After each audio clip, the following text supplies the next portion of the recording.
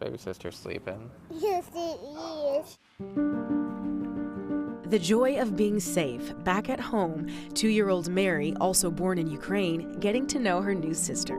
A stark contrast to their terrifying journey that began with the sound of bombs dropping, leaving the hospital early with baby Vivian only 2 days old. What was the reality once you got on the road? What did you see? Everyone was in a state of panic, and it was just gridlock traffic. It took 4 hours just to get out of the city Kyiv, passing Ukrainian tanks and troops along the way. After 27 hours in the car, the realization hit that their only way out would be to cross the border into Poland by walking the last 8 miles on foot. I saw just the miles and miles of parked cars that we passed. It was a parking lot. I was already scared at this point because it was 30 degrees outside, so she was only 3 days old. I was worried that she might freeze. Every few minutes, especially in the first part of the journey, we'd stop and we'd have to make sure that she was still breathing and that she was warm enough. Did you ever fear for your safety? Did you ever feel that you were in danger? I didn't feel fear for our safety until we got to the border.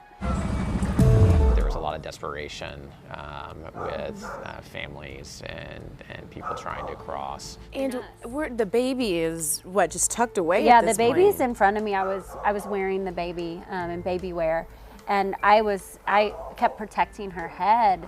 The gentleman next to me actually heard Jacob and I speak English, and he asked me, he said, "How old's your baby?" I said, 4 days old. And so he started yelling, 4-day-old baby, 4-day-old baby. People were moving aside, and they pushed me through hundreds, if not thousands of people up to the front gate to let me into customs. It just brings a tear to your eye, you know, and all of that chaos. But it was chaos, but it was actually scary. So I had both hands out in front of me, trying to protect the baby from getting crushed. And at this point, you and Jacob are separated. Yes, yes, they would not let me pass with Jesse and Vivian. Despite, you know, the fact that they knew that that I was the dad, and I said, "Let me go with my wife and my 4-day-old baby, please." And the crowd would not let me pass. I still had our passports, the baby formula. Thanks to the kindness of strangers, Jacob was able to pass the baby formula over the fence to Jessica, but it took another 24 hours before he was able to cross.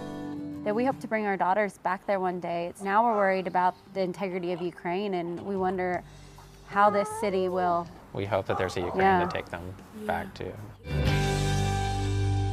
Jacob and Jessica tell me they are so grateful they had a safe place to come home to and are heartbroken for those who are not so fortunate.